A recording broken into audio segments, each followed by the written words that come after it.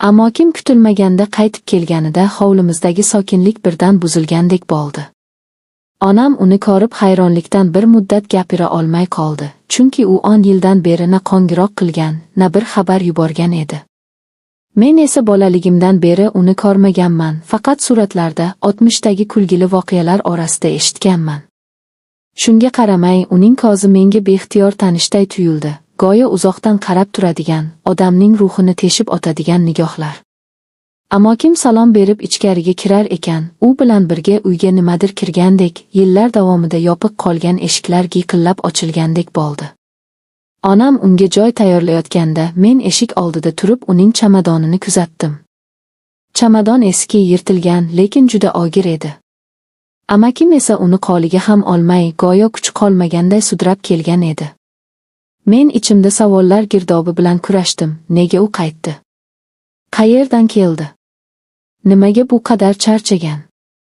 Kecha tushgan paytda amakim hovlining bir burchagiga qarab ancha vaqt jim turdi.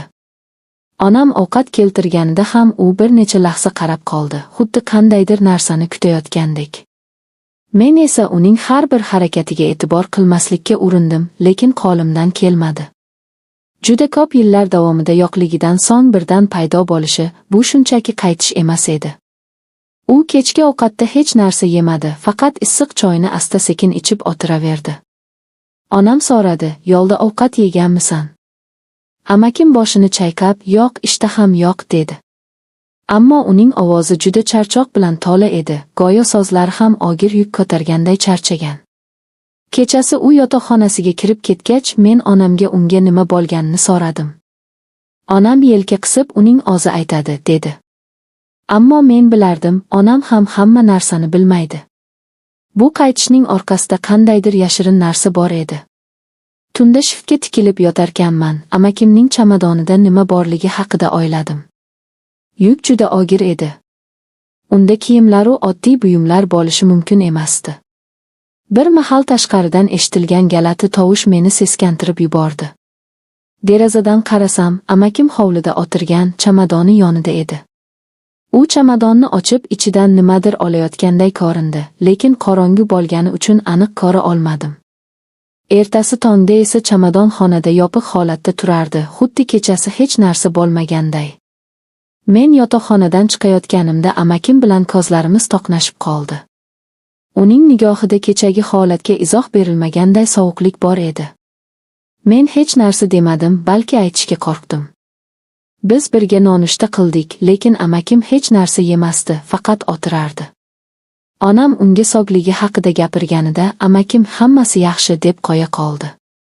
Bu birinchi marta emasdi, qaytganidan beri u nonushta ham qilmagan edi. O'sha kuni men bozor tarafga chiqib ketdim.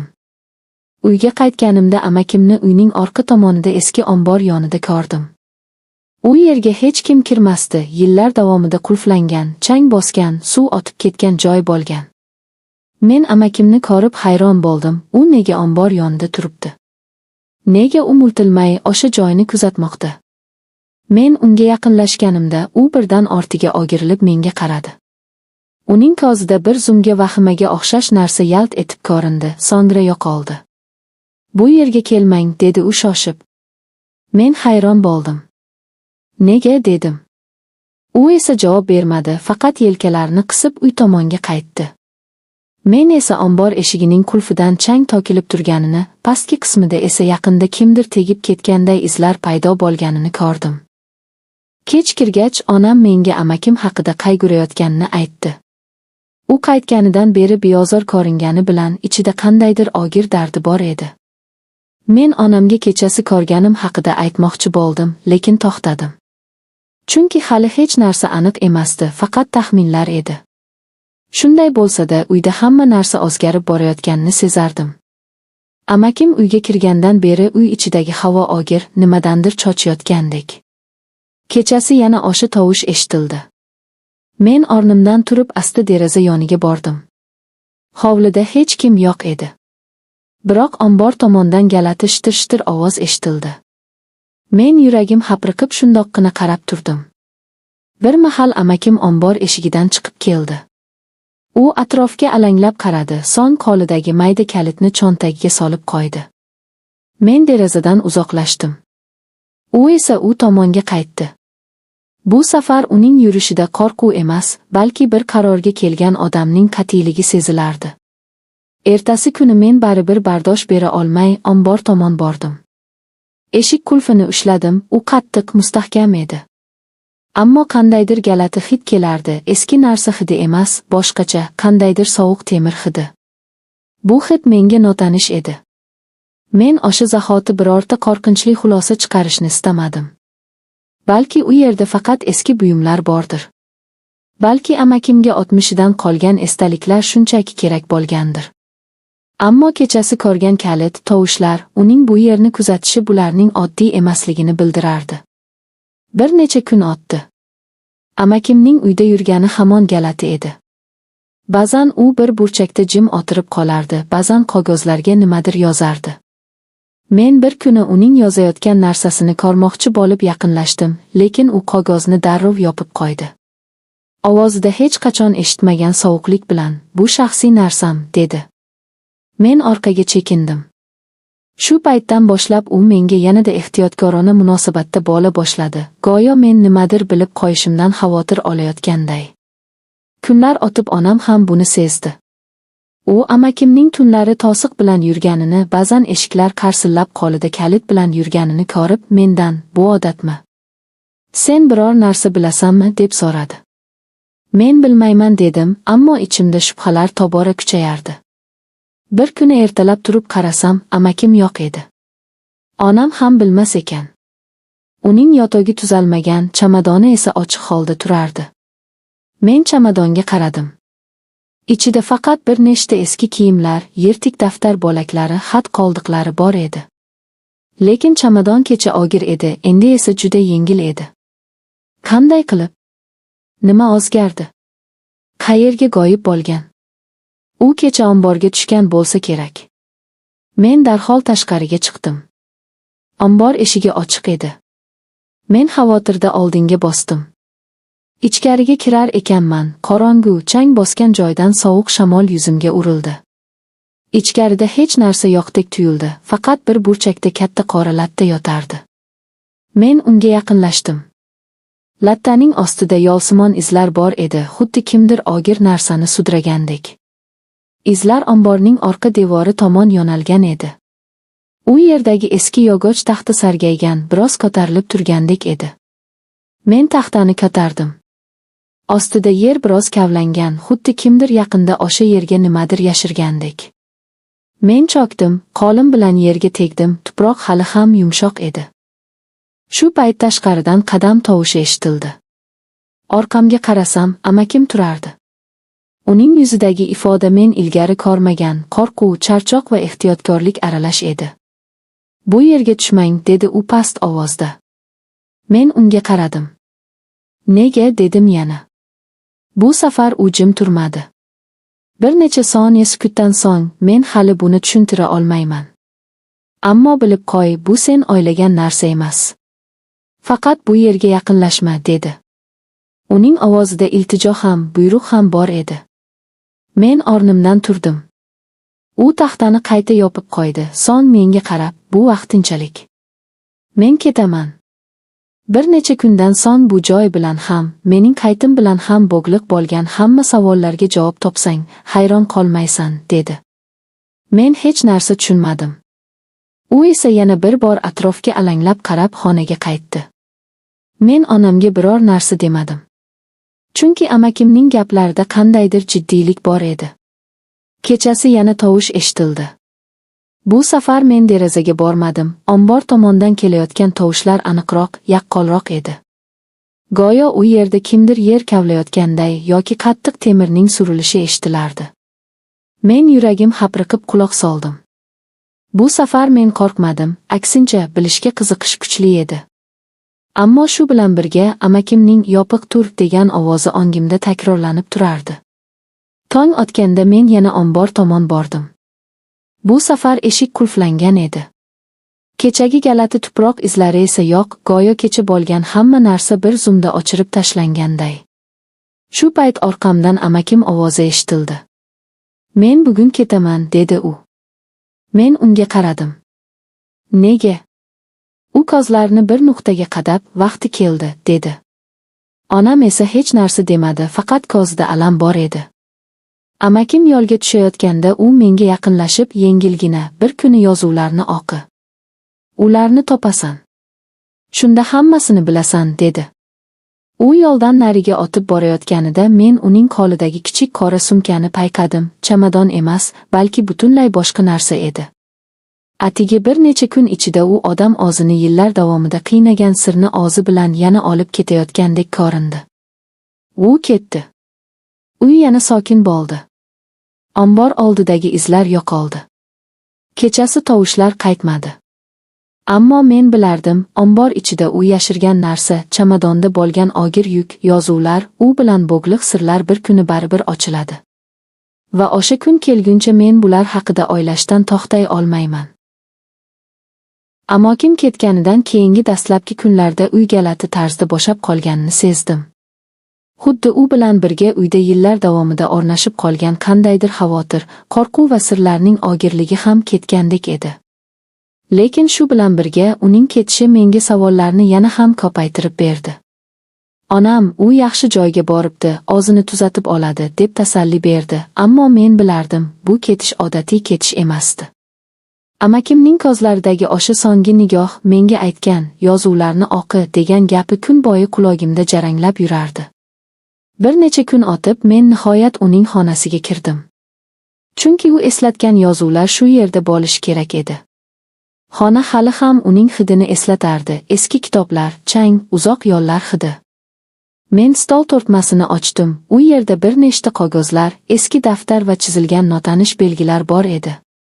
Bular oddiy yodda qoldirish uchun yozilgan narsalar emas edi. Ularning ayrimlari chizilgan xaritaga o'xshardi, ayrimlarida esa uzun-uzun matnlar, xatolar bilan yozilgan jumlalar bo'lardi. Men ularni asta ko'zdan kechirdim. Dastlab hech narsani tushunmadim. Yozuvlar juda chalkash, go'yo shoshilib yoki ruhiy holat yomon paytda yozilgandek edi. Ammo ularda eng ko'p takrorlanadigan bir so'z bor edi, o'sha joy. Qaysi joy? Ombor. Yoki u ombordan ham oldinroq bilgan boshqa joymi? Har bir matnda o'sha joyga qaytish, o'sha joyga yaqinlashmaslik, o'sha joyda hech kim bilmaydigan narsa bor degan satrlar takrorlanardi. Men o'sha joy ombor ichidagi yer kavlangan qism ekaniga shubha qilmasdim. Ammo u yerda nima borligi haqida hali ham hech tasavvurga ega emasdim. Bir nechta qog'ozni chetga surib, yana bir daftarni varaqladim. Unda amakimning qo'li bilan yozilgan uzun hikoya bor edi. U qandaydir odamdan qochgani, kimlargadir qarshi kurashgani, biror sirni yashirganini yozgan edi. Lekin jumlalar orasida ulkan bo'shliq bor edi. Go'yo u hamma narsani ayta olmagan, aytishga qo'rqqan. Men bu yozuvlarni o'qir ekanman. Bir vaqtning o'zida uning qaytishdan oldingi hayotini ko'z oldimga keltirdim. Yolg'iz, doimiy qo'rquv va izlanish bilan o'tgan yillar, biror odam yoki kuchdan yashirinib, so'nggi umid bilan uyga qaytishi. Bir kuni tushdan keyin men uning daftarlari ichidan katakli qog'ozga chizilgan chizmani topdim. Chizmada ombor, hovli, uy va ombor ostidagi qandaydir yerosti yo'li belgilangandi. Yo'l juda nozik chizilgan, go'yo u o'zi ham aniq ko'rmagan. Lekin o'sha yo'lning oxirida qo'pol chizilgan doira bor edi, ichida esa mahkam o'ralgan belgi. Bu nimaligini bilmasdim. Ammo u belgi ko'p marta takrorlanganidan u juda muhim ekanini sezdim. Ertasi kuni men yana omborga tushdim. Bu safar onam uyda yo'q edi. Eshik qulflangan edi, lekin amakim yonida olib ketgan kalitdan boshqa kalit ham bo'lishi mumkinligini o'ylab, sekin-sekin eski sandiqni titkiladim. Haqiqatan ham sandiq ostida chang bosgan darajada eski, zang bosgan kalit yotardi. Men hayron bo'ldim, bu kalit nega sandiq ostiga yashirilgan? Uni kim qo'ygan? Amakimmi yoki undan ham oldin bu yerda yashagan kimdir? Kalit ombor qulfiga aniq mos edi. Qulfdan chiqqan qarsillagan ovoz yuragimni hovuchlatdi. Men ombor eshigini ochdim. Ichkariga kirganimda esa havo avvalgidan ham sovuqroq edi. Xuddi ichkarida kunlar davomida kimdir turgandek. Men asta o'sha burchakka bordim, yer kavlangan joy. O'sha taxta yana o'sha holatda turardi. Men taxtani yana ko'tardim. Bu safar u ostidagi yer bir oz qattiqlashgan, lekin baribir yangi kavlangan tuproq hidi bor edi. Men yerga qo'limni tiqdim.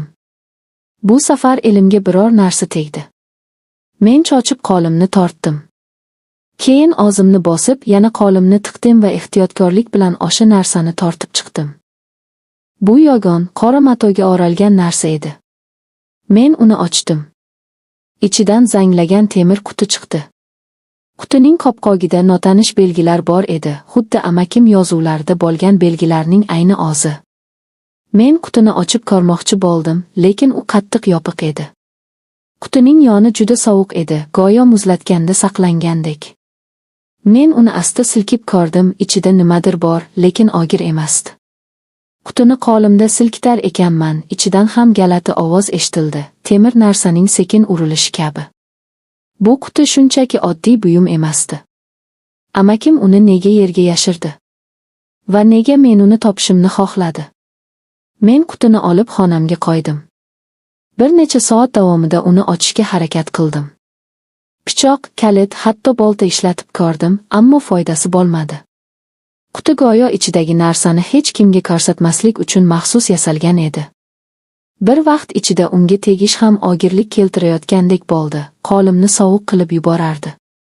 Men uni stolga qo'yib, amakimning yozuvlarini qayta ko'zdan kechirdim. Bir joyda u, qutini ochishga harakat qilmang. Uning vaqti kelganda og'zi ochiladi. Kuch bilan emas. Faqat joyi o'zgarganda deb yozgan edi. Bu menga yanada galati tuyuldi. Qanday qilib quti og'zi ochiladi? Va nega kuch ishlatib bo'lmaydi?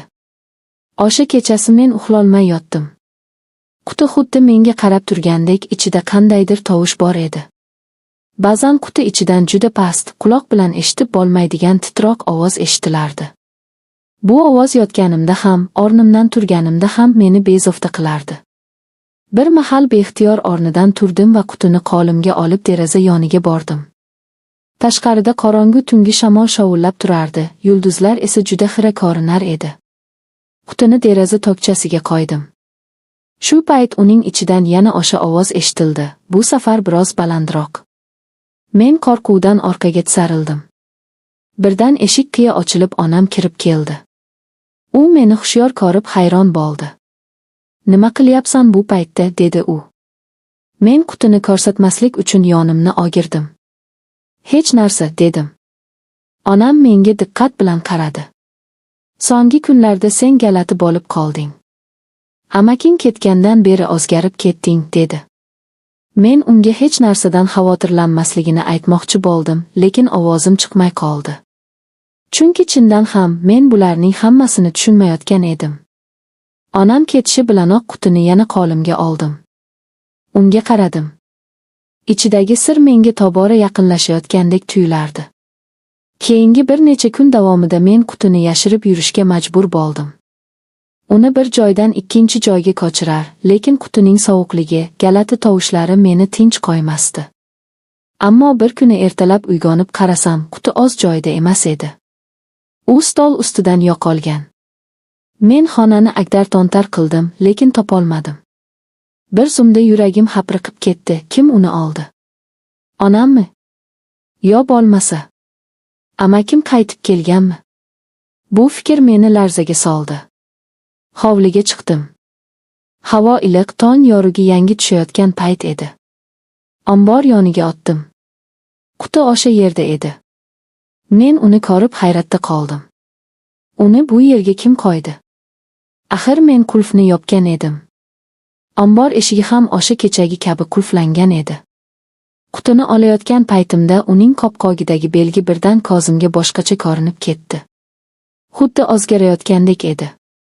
Men qutini ehtiyotkorlik bilan quchoqlab xonamga olib keldim. Endi uni ochishni istamay qoldim.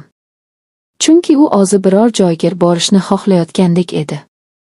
Kecha kuni amakimdan xat keldi. Onam uni menga berdi. Xat qalin konvertda edi. Men uni ochib o'qiy boshladim. Amakim unda yozgan, men ketganimda uyda hech narsa qolmagan deb o'ylagan edim. Lekin o'sha narsa ko'p yillar oldin mening nomimga o'tgan.